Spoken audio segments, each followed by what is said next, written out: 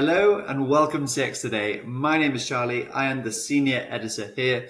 And for our latest CX update video, I am thrilled to be joined by Michael McCloskey, the CEO of brightpattern.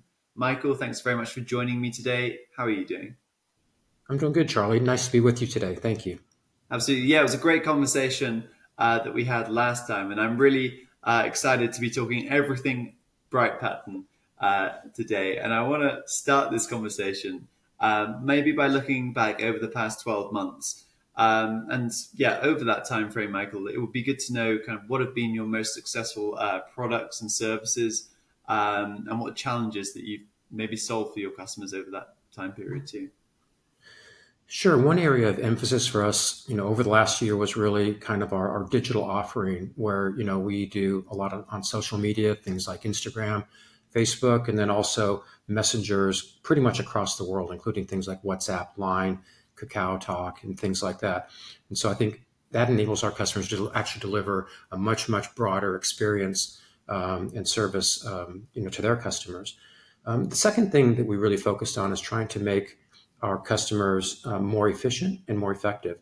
And so, with respect to that, what we've done is we've released, six new customer feature request releases, and that's really made our customers, much more effective. I think it's making them be able to do more with less. So I think the combination of sort of the digital side plus these, significant customer request releases has really propelled our customers to becoming more effective, but also more efficient in servicing their customers.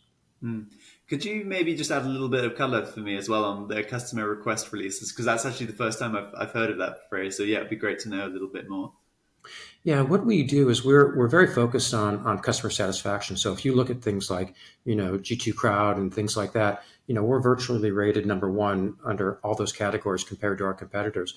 And one of the reasons for that is that we take their input literally on a weekly basis, and we talk about those twice at our development and product management meetings and decide which ones to put in the releases. And so that allows our customers to actually do kind of more with less. So there might be a specific feature that really changes, the way they do customer service or sales and marketing. And so we try to put that into the product to make their solutions more effective in satisfying their customers. And so, as I mentioned, we did, around five last year. The average has, between 40 and 60 customer requests in there. And so that allows us to cover a broad swath of our customer base and make them, as I said, more efficient and more effective. Mm. Yeah, that's really great to hear how you're taking such a customer orientated approach to your innovation, and that actually takes us on nicely to talking a little bit about your roadmap and what's coming. I don't know, maybe if you can share some of the features and possibly some of the benefits of those features that you have coming up, and the benefits that they'll bring to your customers and partners. Mhm. Mhm.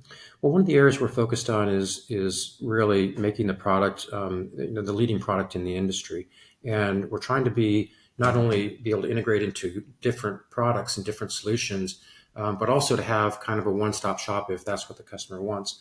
And really, there's three main areas of focus for us.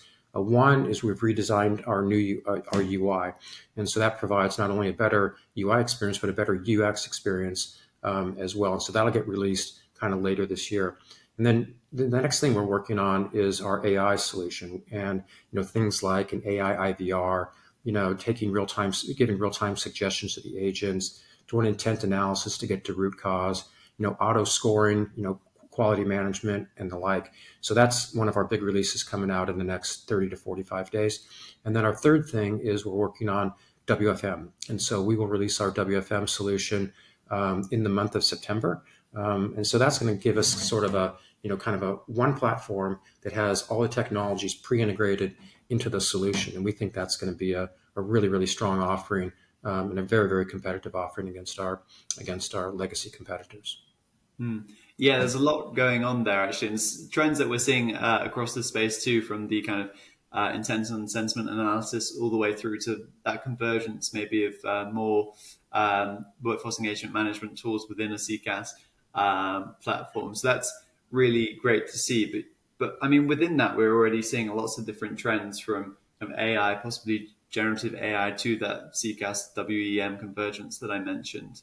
But if you were to maybe kind of, I don't know, say one, if there was one big tech trend that you think is really going to impact your customers this year, what do you think that one big trend would be?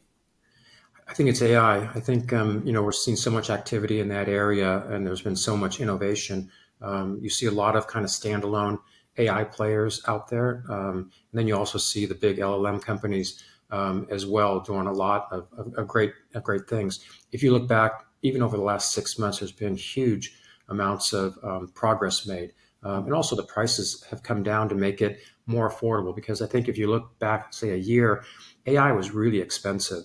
And today we're seeing the prices just come down, pretty aggressively over the last 6 months or so. So I think AI is probably number one, and I think our customers are looking to us to give them advice on how to make their AI more effective.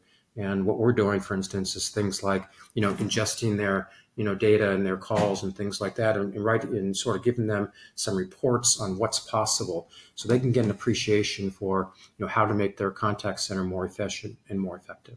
Hmm. And I think there's also a trend within that trend too. You mentioned of more prescriptive reports and how you can get more ROI from the AI technologies that you're implementing. That's certainly something that Brightpattern are doing, but you also see kind of Salesforce, who I'm sure you Mhm. partner with quite closely on CRM, doing as well with their customer success score. So even within this kind of huge AI trend, there's so many kind of smaller trends running along that. Um, but yeah, I'm sure that's a topic that we could speak lots more about too. Yeah. But it's a quick update, I'm afraid. So just those kind of base questions. But as always, Michael, it's been really great to talk to you. So thanks very much for joining me today. Thanks, Charlie. Have a nice day. Bye Absolutely, now. and also thanks to everybody for watching.